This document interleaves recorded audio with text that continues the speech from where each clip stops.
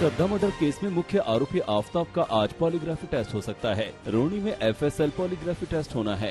आफताब का टेस्ट कल ही होना था, लेकिन मेडिकली फिट नहीं होने से इसे टाल दिया गया। पुलिस ने साकेत कोर्ट से इसके लिए अनुमति मांगी थी। कोर्ट की मंजूरी के बाद अब टेस्ट की बारी है। टेस्ट के जरिए केस में ड्रग एंगल की भी जांच की जा रही है। आफताब पर अपनी live in partner Shraddha Walker की हत्या करने और उसके शरीर को 35 हिस्सों में काटने का आरोप है।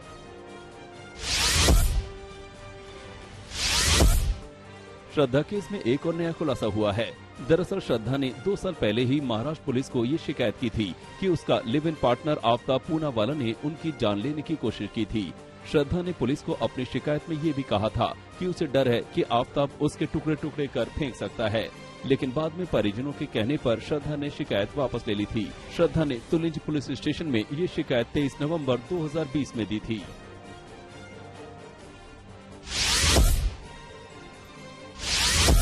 साध्वी प्रज्ञा ठाकुर ने श्रद्धा मर्डर केस को लव जिहाद का नतीजा बताया है। प्रज्ञा ठाकुर ने कहा कि हिंदू लड़कियों को लव जिहाद के बारे में जागरूक करना जरूरी है। साध्वी ने कहा कि श्रद्धा के 35 टुकड़े योजना बनाकर किए गए। ये एक विकृत वारदात है जिससे सबक लेने की जरूरत है। साध्वी का कहना है कि हिंदू लड़कियों को हिंदुओं में ही शादी करनी चाहिए। लव अब लव जिहाद में तब्दील हो चुका है।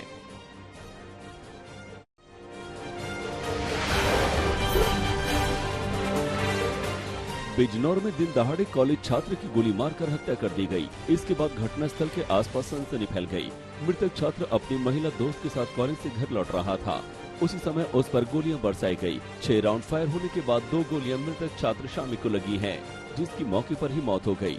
मृतक छात्र का भाई कुछ समय पहले हुए रचित हत्याकांड जेल में बंद है। पुलिस ने घटनास्थल के पास CCTV फुटेज को अपने कब्जे में लेकर पूरी घटना की जाँच शुरू कर दी है। जयपुर में एक युवती को अपनी मर्जी से शादी करना महंगा पड़ गया। 2 अज्ञात हमलावरों ने 26 साल की हिंदू लड़की को दिन दहाड़े गोली मारकर हत्या कर दी। लड़की ने मुस्लिम लड़के से शादी की थी। इससे उसके परिवार वालों को कोई परेशानी नहीं थी, लेकिन लड़के वालों की तरफ से धमकी मिली थी। घटना के बाद स्थानीय लोगों ने फायरिंग की आवाज सुनी तो मोहल्ले में अफरा तफरी मच गई। पुलिस ने CCTV फुटेज की मदद से 2 लोगों को गिरफ्तार किया है और सारे एंगल से मामले की जाँच कर रही है। बस्तर में छत्तीसगढ़ तेलंगाना राज्य की सीमा पर भीषण सड़क हादसा हो गया। हादसे में एक ही परिवार के 8 लोगों की मौत हो गई। घटना के बाद जैसे ही शवों को गांव लाया गया तो गांव में मातम छा गया। हर तरफ चीख पुकार सुनाई दे रही थी। दुर्घटना में परिवार के 2 बच्चे भी घायल हैं, जिनका इलाज सरकारी अस्पताल में चल रहा है। पुलिस मामले की जाँच कर रही है। मध्य प्रदेश के रायसेन में एक सिरफिरे पति पत्नी का मामला कोर्ट में चल रहा था।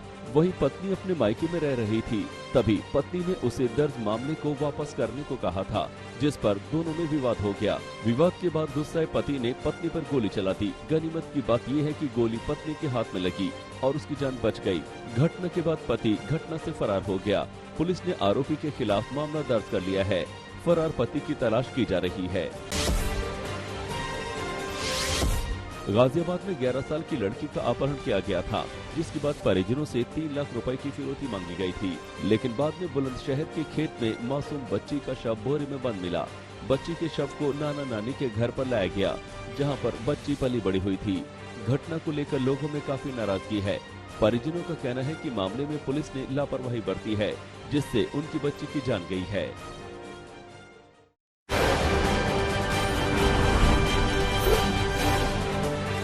गुजरात विधानसभा चुनाव में प्रधानमंत्री मोदी की ताबड़तोड़ रैलियों का दौर जारी है। आज एक बार फिर पीएम मोदी 4 चुनावी रैलियों को संबोधित करेंगे। पीएम सबसे पहले पालनपुर विधानसभा पहुंचेंगे, उसके बाद मोडासा, दहेगाम और बावला में चुनावी सभा को संबोधित करेंगे। गुजरात विधानसभा चुनाव में बीजेपी ने पूरी फौज मैदान में उतार दी है। बीजेपी अध्यक्ष JP नड्डा, केंद्रीय गृह मंत्री अमित शाह, यूपी के CM योगी आदित्यनाथ समेत कई केंद्रीय मंत्री लगातार प्रचार में जुटे हैं।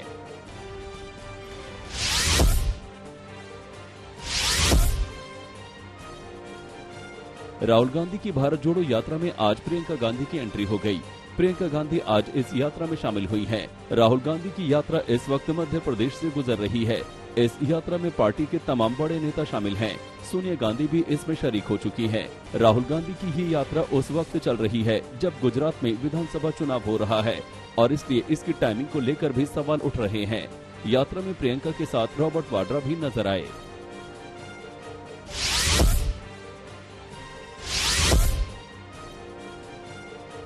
तिहाड़ जेल में बंद दिल्ली सरकार के मंत्री सत्येंद्र जैन के वीडियो मामले में आज सुनवाई होनी है। लगातार एक के बाद एक सीसीटीवी फुटेज सामने आने के बाद जैन के वकील ने कोर्ट का रुख किया है। सत्येंद्र जैन की ओर से दिल्ली की एक अदालत में याचिका दाखिल की गई है। याचिका में मांग की गई है कि सीसीटीवी फुटेज मीडिया में लीक न किए जाएं। इस मामले पर आज सुनवाई होगी।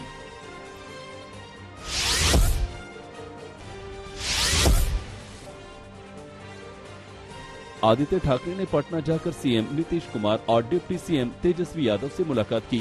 जानकारी के मुताबिक सीएम से मुलाकात करना ठाकरे के प्लान का हिस्सा नहीं था, लेकिन आदित्य ठाकरे और तेजस्वी यादव एक ही कार में बैठकर सीएम नीतीश कुमार से मिलने पहुंचे।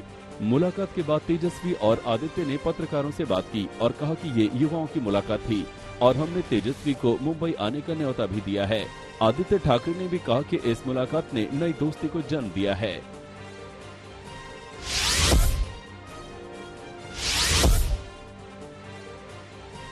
असम मेघालय सीमा विवाद पर आज एक अहम बैठक हो रही है। मेघालय के मुख्यमंत्री कोनार्ड संगमा की केंद्रीय गृह मंत्री अमित शाह से मुलाकात हो सकती है। संगमा के साथ उनके मंत्री भी बैठक में मौजूद होंगे। 2 दिन पहले असम मेघालय के बीच तनातनी की खबरें आई थी। केंद्र सरकार के इस पूरे घटनाक्रम पर निगाहें हैं।